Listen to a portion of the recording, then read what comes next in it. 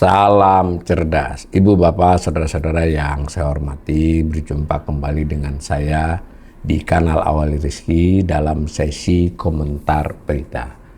Berita yang saya soroti kali ini terkait dengan persoalan outsourcing tenaga kerja ya. Judulnya pemerintah batasi outsourcing hanya di bidang tertentu. Ditayangkan oleh Kompas tanggal 30 April jam setengah 8 malam. Ada gambar ilustrasi tentang pekerjaan. Nah, beritanya begini, Kementerian Ketenagakerjaan Kemenaker membatasi penggunaan pekerja alih daya, outsourcing ya, terbatas hanya pada beberapa sektor pekerjaan.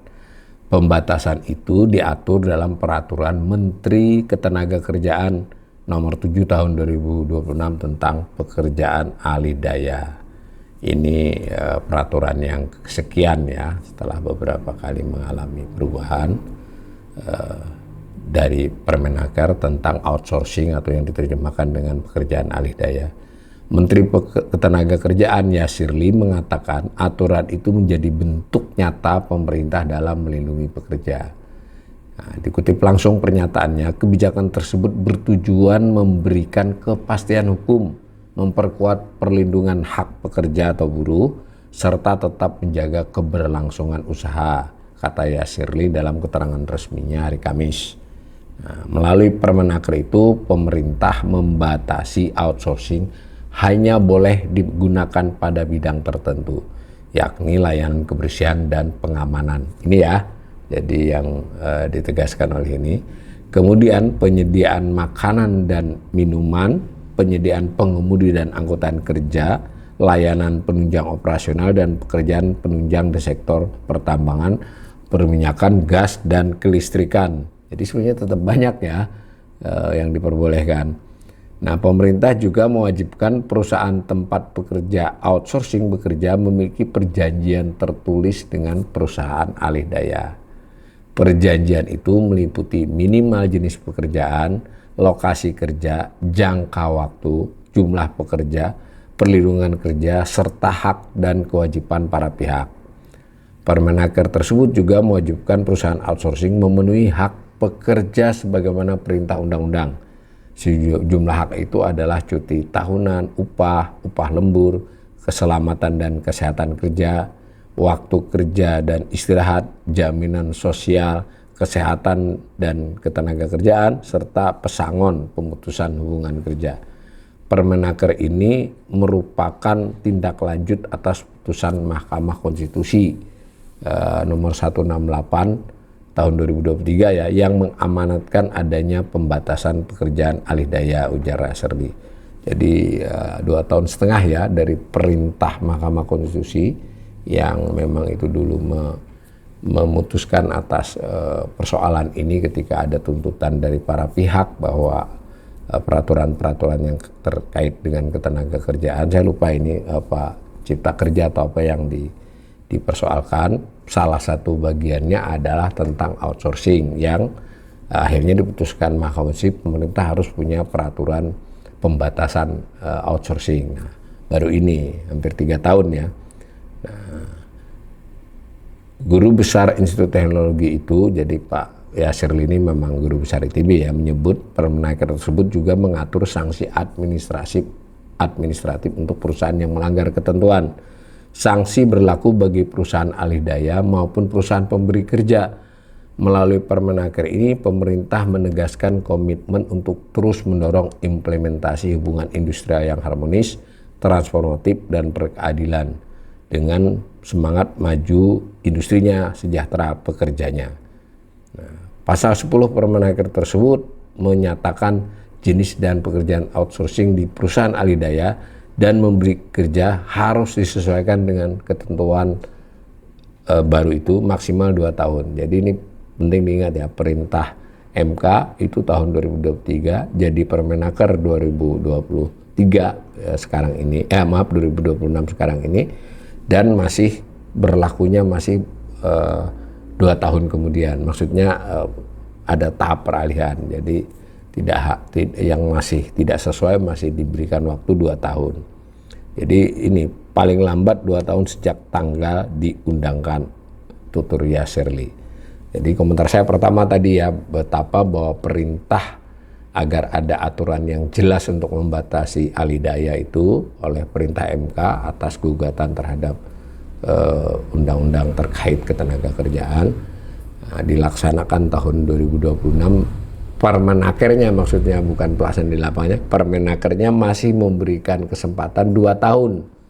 Jadi ya pekerja harus sabar dengan ini. Itu satu hal.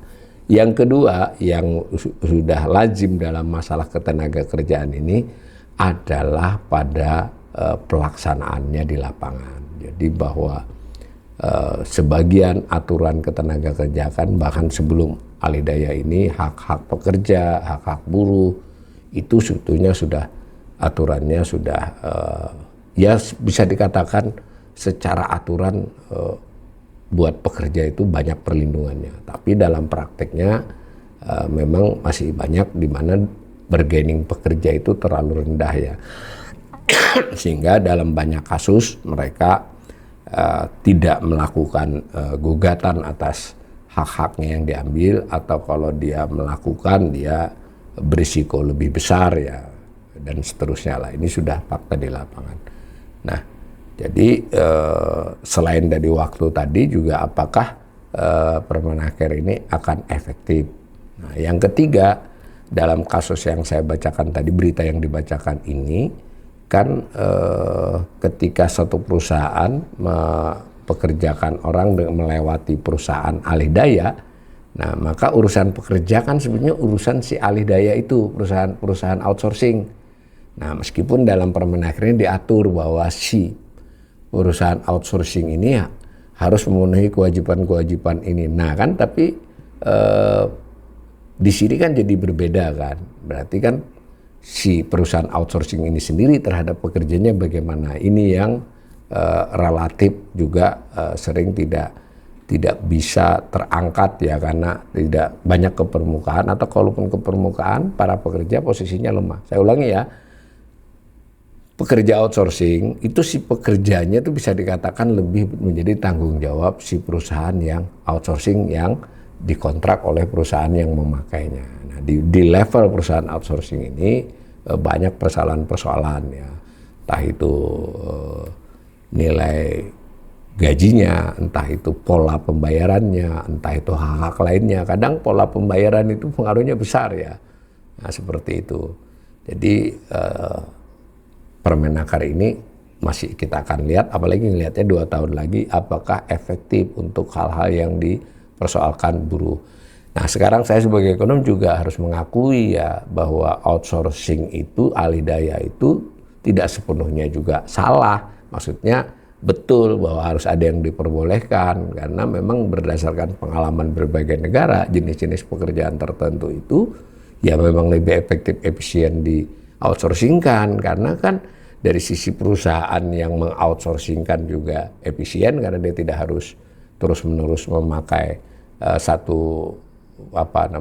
beberapa pekerja untuk pekerjaan yang mungkin hanya diperlukan sewaktu-waktu.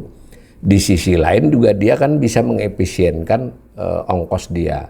Nah, sementara dari sisi pekerja itu juga sebetulnya kalau memang perekonomian berjalan bagus, dia pekerja outsourcing, itu dia selalu dapat pekerjaan dan bahkan memiliki bargaining yang cukup baik karena dia permintaan atas pekerjaan dia banyak. Nah, jadi sebetulnya tidak dengan sendirinya semua pekerjaan outsourcing itu buruk bagi pekerja ya. Sebetulnya begitu, tapi kita di Indonesia ini problemnya tadi saya ulangi, kadang adalah pada bargaining, daya tawar pekerja yang rendah, yang bisa tersembunyi di balik hal-hal yang seolah-olah diatur begini. Tadi saya ulangi, dia kan menjadi bagian dari si perusahaan outsourcing. Nah, saya bacakan juga nih ada 4 komentar di berita ini, ya meskipun komentarnya lucu-lucu, ini kan tapi kan juga buat kita memahami bahwa berita seperti ini direaksi seperti apa. Komentar pertama, gua jadi satpam masih outsourcing. Nah, ini juga menarik ini komentarnya nih kan, di atas tadi dia mungkin nggak baca utuh ya, karena kan memang salah satu yang dibolehkan outsourcing kan tadi keamanan kan sebetulnya. Nah, komentar kedua, halah Fred, orang yang punya perusahaan outsourcing itu adalah mereka-mereka yang duduk di Senayan. Sama halnya RUU perampasan aset tidak kelar-kelar yang mana mungkin pula dan seterusnya ya. Jadi ini menarik kan seperti yang saya komentari tadi. Jadi mungkin bukan di perusahaan yang mempekerjakan pekerja outsourcing secara yang melewati perusahaan outsourcingnya, kalau menurut informasi komentar ini yang bermasalah kan, bagaimana mereka memperlakukan pekerjanya kan, yang mereka kirim ke berbagai perusahaan. Nah, ada lagi komentar, harusnya jangan beda-bedakan, 5 bidang yang diatur alih daya itu juga berhak menjadi karyawan tetap. Ini undang-undang tenaga kerja nggak jelas, jadi hapus semua outsourcing tanpa kecuali. Ini ya komentar yang mungkin dari tenaga kerja juga lebih pro tenaga kerja, tapi saya sudah katakan kalau pendapat saya memang masih bisa beberapa.